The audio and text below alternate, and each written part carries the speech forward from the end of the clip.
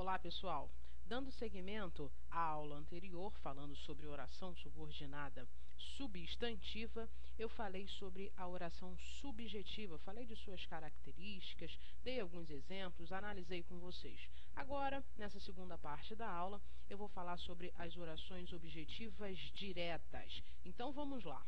Oração objetiva direta. Repare que nós temos este exemplo aqui, ó. Otávio alegou que mudou de ideia. Repare que aqui eu tenho, ó, esse programa ele já colocou o acento aqui, mas pelo novo acordo ortográfico, as palavras paroxítonas, ok? Paroxítonas com ditongo aberto, elas não serão mais acentuadas. Só fica a regrinha, a regra só vale para as palavras oxítonas. Por exemplo, cowboy é uma palavra que ainda continua com acento, porque é uma oxítona, apesar de ter um ditongo aberto, tá?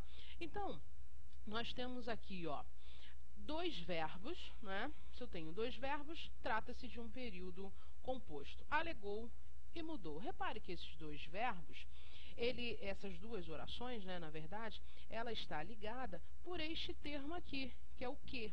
Só que o termo que nas orações subordinadas substantivas, ele não atribui ao período nenhum valor semântico. Ele está ali somente como um elemento de ligação, que é o que a gente chama de conjunção, ok? Então, repare que aqui eu tenho Otávio alegou. Ora, Otávio alegou o quê? Quem alega, alega alguma coisa. Então, este verbo alegar é um verbo transitivo direto. Então, repare que um verbo transitivo direto, ele pede um complemento verbal não preposicionado. O nome desse complemento verbal não preposicionado é objeto direto. Mas repare o seguinte, que esta oração aqui, ela tem um verbo em sua estrutura, até por isso que é uma oração. Então, eu não posso chamar esta oração simplesmente de objeto direto. Se eu trocar esta oração aqui pelo pronome isso, se eu falasse assim, ó, Otávio alegou isso, aí sim, quem alega, alega alguma coisa. Aqui eu tenho um verbo transitivo direto. O que ele alegou? Isso. Aí sim, objeto direto. O pronome aí na função sintática de objeto direto. Otávio é o sujeito. Mas aqui, como tem um verbo, eu não chamo simplesmente de objeto direto. Eu chamo de oração porque tem um verbo. Eu chamo de subordinada porque uma depende da outra. Simplesmente eu não posso falar Otávio alegou e o sentido ser um sentido completo. Muito pelo contrário. O sentido só se completa com esta oração. Por isso é subordinada. Substantiva porque ela ocupa, ela funciona como o objeto direto, como um objeto direto, ok? E como ela é o próprio objeto direto, eu a chamo de objetiva direta, tá? Objetiva direta. Vamos ver um outro exemplo. Se eu falasse assim, ó, disse que vai descansar. Ó, disse que vai descansar. Disse aqui é a oração principal. Aqui, neste caso, Otávio alegou é a oração principal, tá? Então, aqui é a oração principal.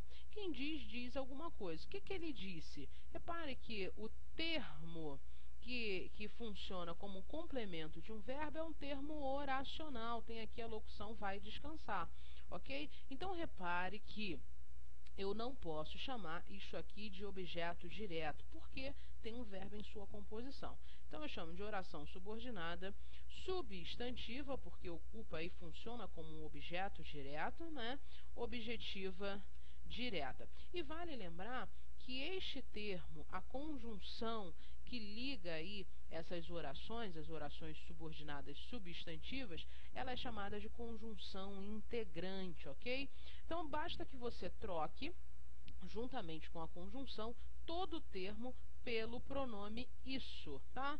Se for confirmado, se o sentido permanecer perfeito, comprova-se que é uma oração subordinada substantiva. Aqui eu posso falar, ó, disse que vai descansar, é igual a disse isso. Repare que disse isso, o verbo dizer continua sendo um verbo transitivo direto, e isso aqui é um objeto direto, ok?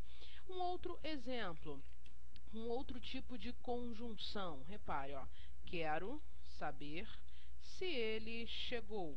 Quero saber se ele chegou. Repare que quem quer saber alguma coisa.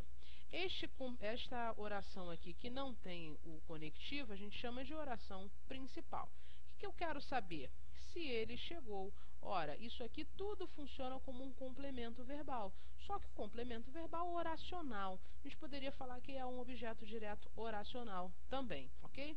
Como tem um verbo em sua composição, eu chamo de oração subordinada, porque uma depende da outra, há essa dependência sintática, ok? Subordinada substantiva, porque funciona como um objeto direto, uma função própria de um substantivo. Objetiva direta, ok? Repare que ó, o elemento que está ligando agora, unindo essas duas orações, é o se. Então, o se, juntamente com o que, são as conjunções integrantes que figuram aí nas orações subordinadas substantivas. Aqui eu também posso fazer aquele métodozinho de trocar por isso, ó. Quero saber isso. Ó, repare que quero saber isso. Isso aqui funciona como objeto direto e o quero saber é uma locução aqui, é uma locução transitiva direta, ok?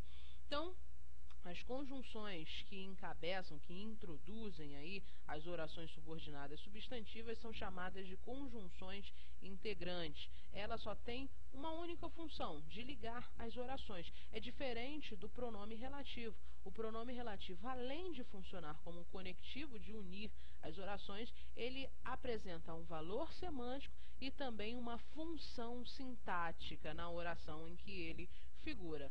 Tá? Então, nesta situação, não. A conjunção integrante somente liga elementos. Ela não exprime aí, ela não apresenta nenhuma função sintática e também ela não atribui nenhum valor semântico ao período, ok?